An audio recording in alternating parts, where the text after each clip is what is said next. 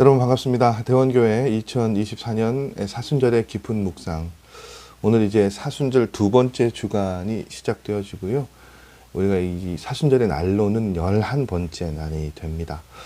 한 주간 한 주간 그 주간에 맞는 테마가 있죠. 그래서 지난 사순절 첫 번째 주간은 주께 피하는 삶이었고요.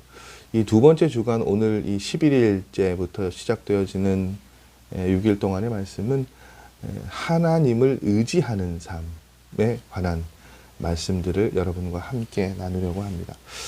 오늘은 이제 그 가운데 시편 13편 1절에서 6절까지 말씀, 그 가운데 5절 말씀 중심으로 우리가 하나님의 말씀을 함께 묵상하고 나누려고 합니다.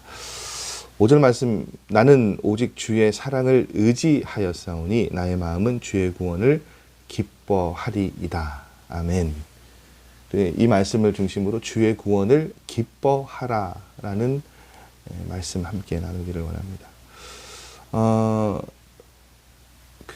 우리 모두는 그 고난으로부터 자유할 수는 없어요. 그렇죠, 여러분. 종류나 크기의 문제, 다가오는 것들의 그 무게의 문제는 다를 수 있습니다만, 고난은 누구에게나 찾아오는 일이고요. 그래서 고난과 마주하게 되면 누구나 힘들고 괴로울 수밖에 없습니다. 오늘 말씀도 이제 다윗의 고백이 나오죠. 그런데 다윗이 자신을 괴롭히는 그 대적들 때문에 온종일 마음에 근심하고 있다라고 그렇게 이야기하고요. 그렇게 어려운 상황들을 가지고 하나님 앞에 간절히 기도하고 있는 모습을 보게 됩니다.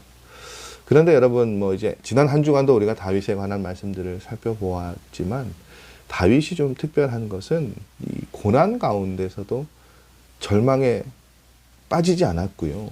그 가운데서도 하나님을 향한 믿음의 눈을 밝혀달라고 기도하는 것이 참 특별해요. 그러면서 어떻게 기도합니까? 지금까지 하나님께서 베풀어 주신 사랑을 의지하겠다라고 이야기하고 있습니다. 또 더 나아가서 다윗의 기도는, 찬양은 이렇게 되죠. 그리고 어려울 때마다 고난의 웅덩이에서 건져주신 구원의 하나님을 기억하면서 구원의 기쁨을 노래하겠다라고 그렇게 고백하고 있습니다. 여러분, 저와 여러분에게도 다윗과 같은 일들이 있지 않았을까요? 지나간 시간 가운데 분명히 우리의 삶의 모습을 돌이켜보면 하나님께서 그렇게 나를 기가 막힌 웅덩이에서도 건져주신 그런 은혜의 순간들이 분명히 있었어요.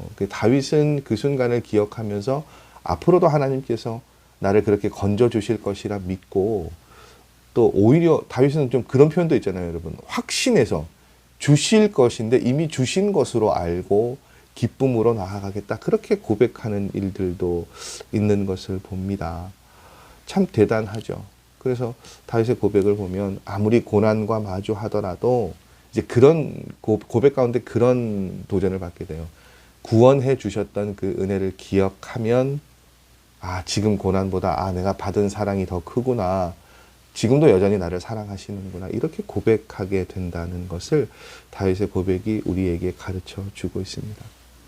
예수님께서도 마찬가지죠, 여러분. 우리의 죄 때문에 십자가에 달려 죽기까지 예수님은 고난을 당하셨어요. 그런데 사실은 우리를 구원하시려는 그 하나님의 사랑을 이루시려고 고난의 길이지만 기꺼이 그 길을 가셨죠. 그렇기 때문에 여러분, 나를 구원하시려고 십자가를 지신 그 예수님의 사랑을 기억하는 사람은 그 사랑을 신뢰하고 의지하면서 고난 중에도 구원의 기쁨을 다윗처럼 찬양할 수 있는 것 같아요. 기억하십시오, 여러분. 우리를 향한 하나님의 사랑은 지금도 여전히 유효하고요. 앞으로도 여전히 계속될 거예요. 그 상황은 우리가 지금 고난을 겪고 있다 할지라도 여전히 유효합니다. 지금 어려움의 때를 우리가 지나가고 있다 할지라도 우리를 향한 하나님의 사랑은 멈추지 않는다라고 하나님은 말씀하고 계세요.